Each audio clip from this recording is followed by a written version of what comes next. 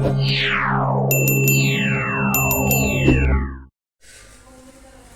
सबसे बड़ी जरूरत अनंतता। हम उस बिंदु पर अपने विश्वास और अपनी समझ को पुनर्भाषित करते हैं जहां हम महसूस करने लगते हैं हमारे ईश्वर की इच्छा का ज्ञान और उसे पूरा करने की शक्ति ही हमारी सबसे बड़ी जरूरत है।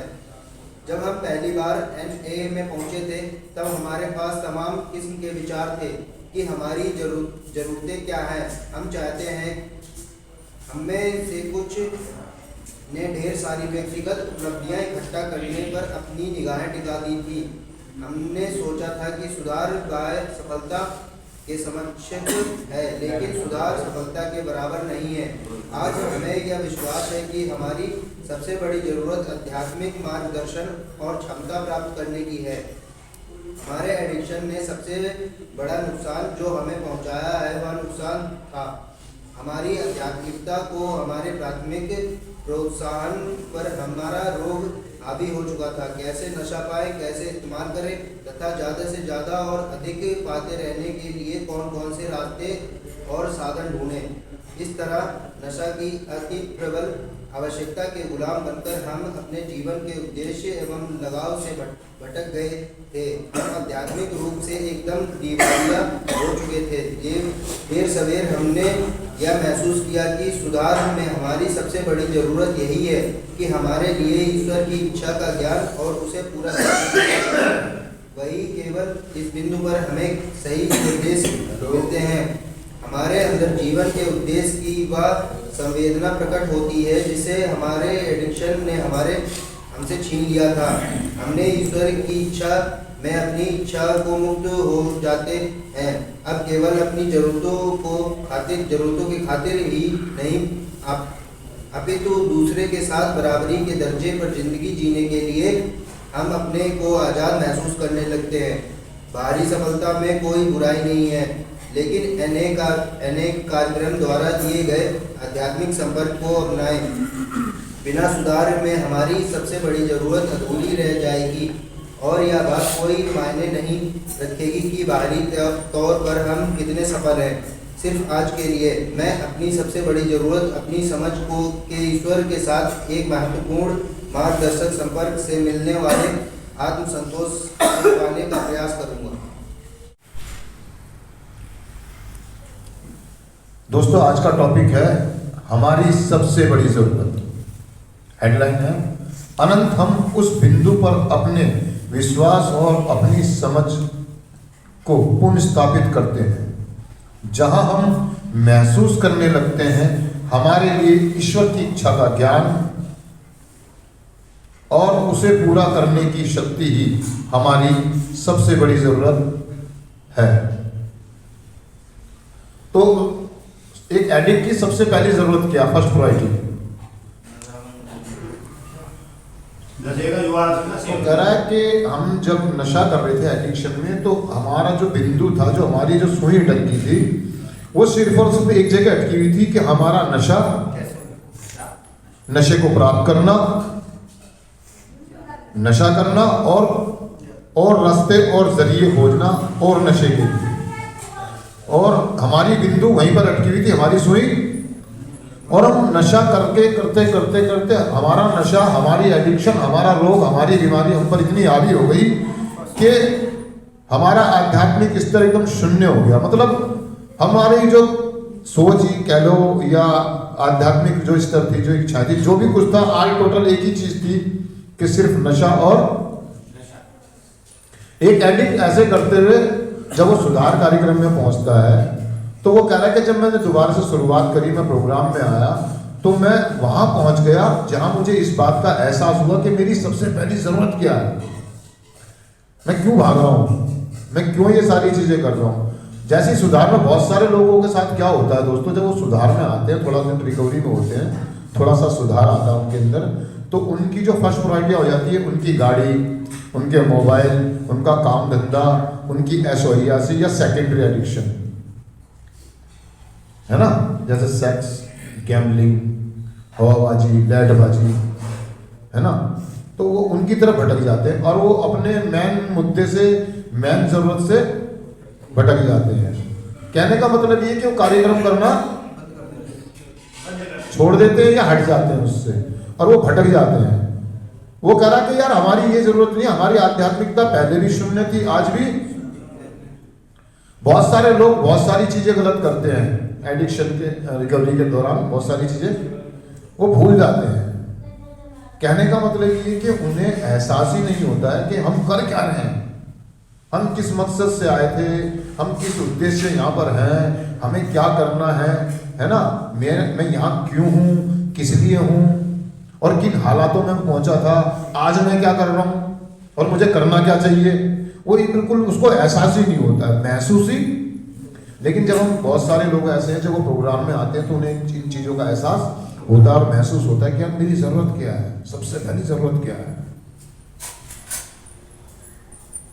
आत्म संतोष। हमने संतुष्टि को कह लो या आत्म शांति की जो हम प्रार्थना करते हैं, उस आत्म संतोष को हमने कहाँ कहाँ नहीं ढूंढा। नशे में, महंगे महंगे कपड़ों में, गाड़ियों में, मोबाइल में, उल्टे सीधे कामों में।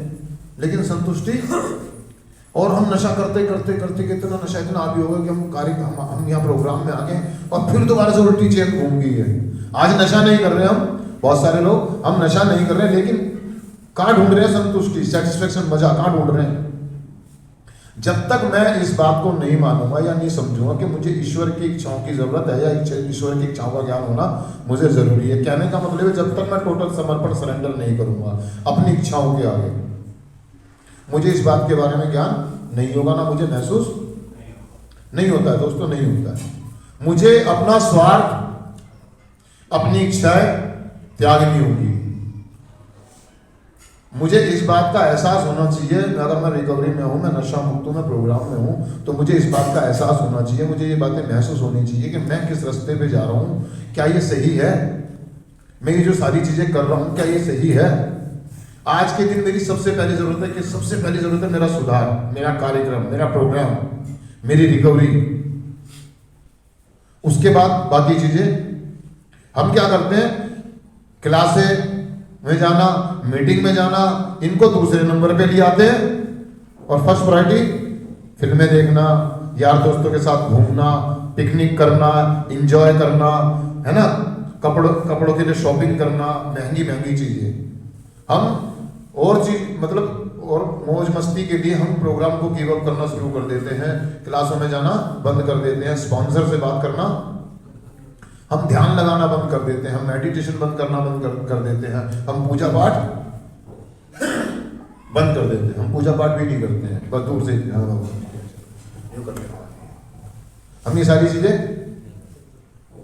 नियमित रूप से अगर हम प्रोग्राम कर रहे हैं तो हमें इस बात का ज्ञान होगा, एहसास होगा कि मेरी सबसे पहली जरूरत। दोस्तों ये महसूस करने की चीज है यार, जो प्रोग्राम करते हैं 12 कदम करते हैं उन्हें महसूस हो जाती है यार ये चीजें। मेरा अगर अंदर से साफ है, मेरे अंदर कोई अपराध बोध भावना नहीं है, कोई गिल्ट नहीं है, मुझे किसी से निगाहें मिलाने में प्रॉब्लम नहीं होनी चाहिए, किसी को फेस करने में प्रॉब्लम, और ये जब होगा जब मैं ईश्वर की इच्छा के मुताबिक, मेरा ईश्वर कभी भी नहीं कहता मैं किसी आदमी से झूठ बोलूं, मैं छोटी छोटी बेईमानियां करूं, मैं छोटे छोटे उल्टे सीधी हरकतें, अगर मुझसे गलतियां होती हैं तो मैं तुरंत शेयर करता हूं, स्पॉन्सर से मदद मांगता हूं और उस गलती की माफी मांगता हूं। लेकिन बहुत सारे लोग ऐसा करना बंद कर देते हैं यार, हल्के में लेने लगते हैं, गारंटेड लेते हैं चीजों को, नहीं कुछ नहीं होगा, कोई बात नहीं, कोई फर्क।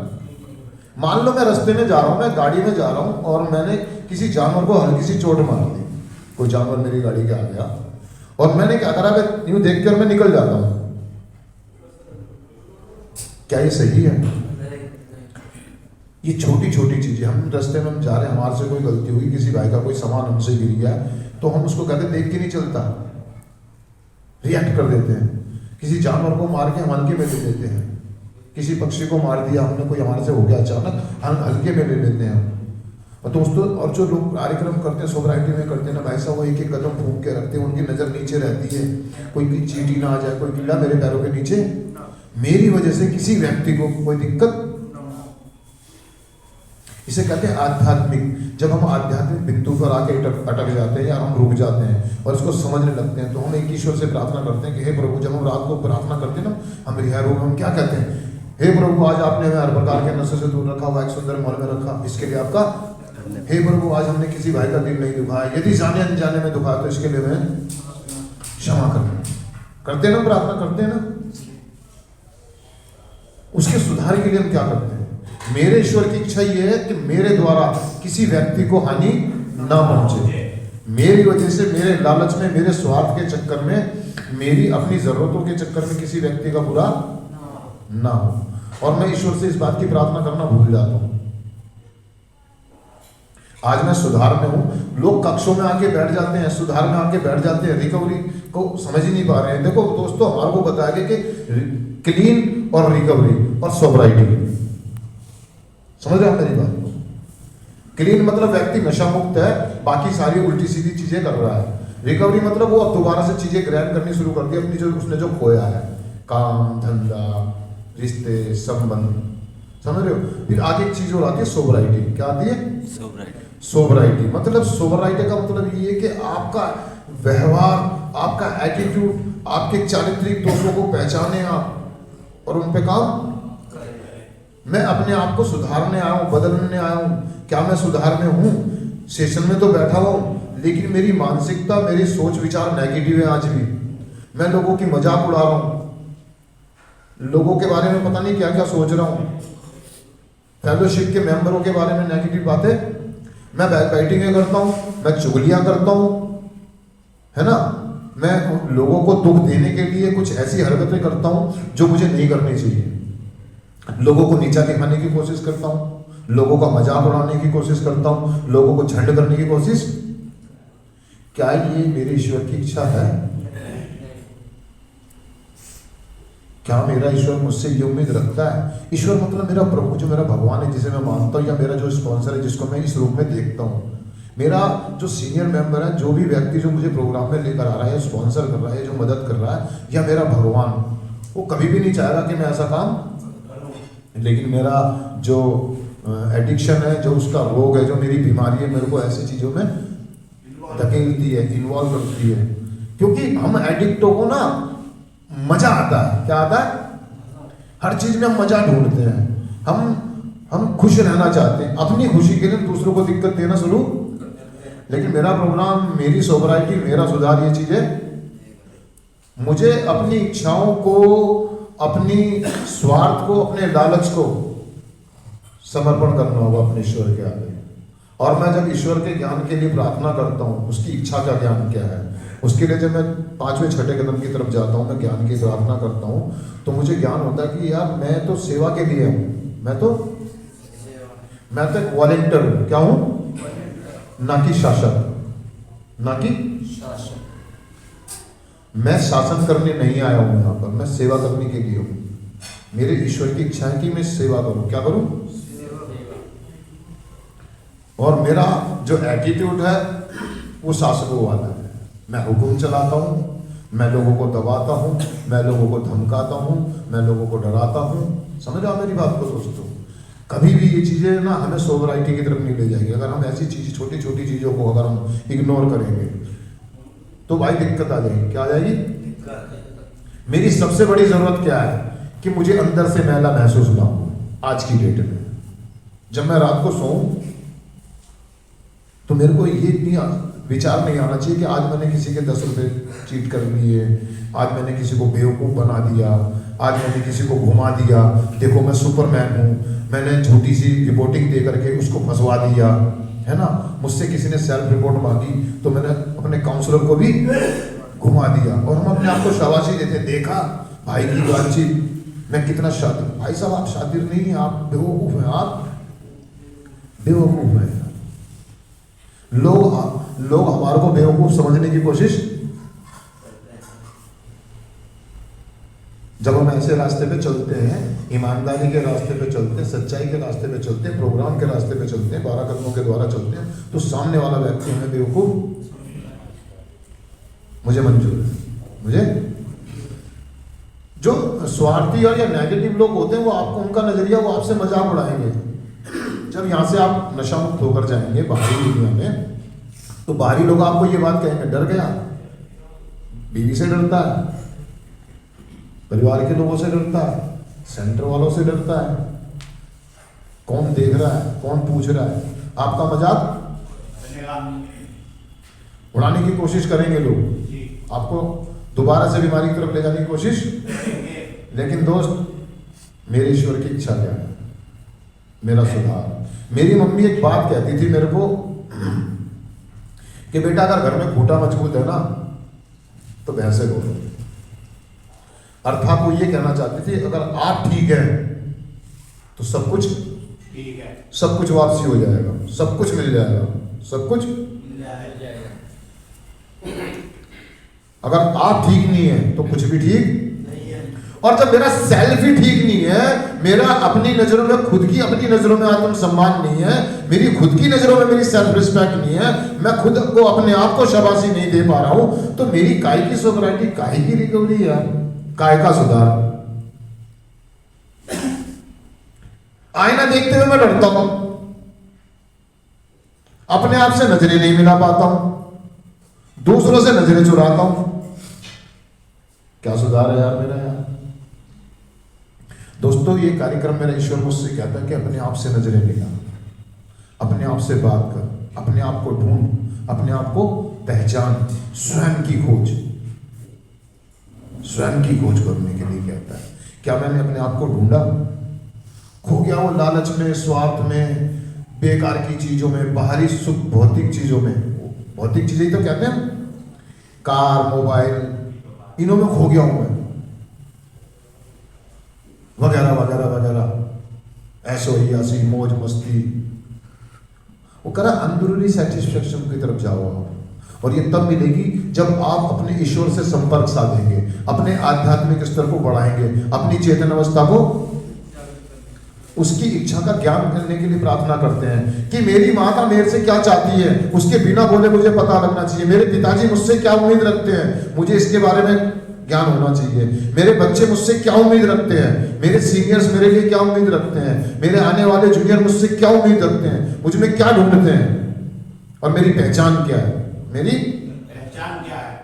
मैं आज के दिन एक सुधार व्यक्ति हूँ, सुधार कार्यक्रम में हूँ। मैं एक आने वाले व्यक्ति के लिए रोल मॉडल हूँ, उसके लिए एक आदर्श हूँ।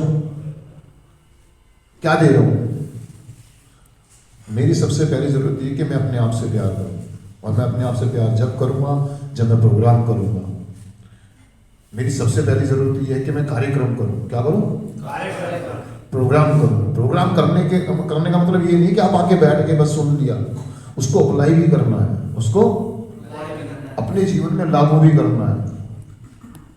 वो 12 कदम में सही क्या कह रहा हूं, सीधा सीधा लिखा हुआ, कह रहा इन कदमों के परिणाम स्वरूप आध्यात्मिक जागृति होने पर हमने यह संदेश एडिक्टों तक पहुंचाने और इन सिद्धांतों को अपने हर कार्य में अमल करने की कोशिश की। मतलब मेरी हर चीज में प्रोग्राम झलकना चाहिए, मेरे उठने के तरीके से, मेरे बैठने के तरीके से, मेरे बात करने के तरीके से, मेरे कपड़े पहनने के तरीके से दिखना चाहिए कि ये आदमी प्रोग्राम में है। और मेरी आज के दिन सबसे पहली जरूरत ये है कि मैं अंदर से मैला महसूस ना करूं, मुझे कोई गिल्टी फील ना हो। क्योंकि अगर मैंने एक गिल्ट को दबा लिया तो पहाड़ बन जाएगा गिल्टों का, और एक दिन दोबारा से मैं नशे की तरफ।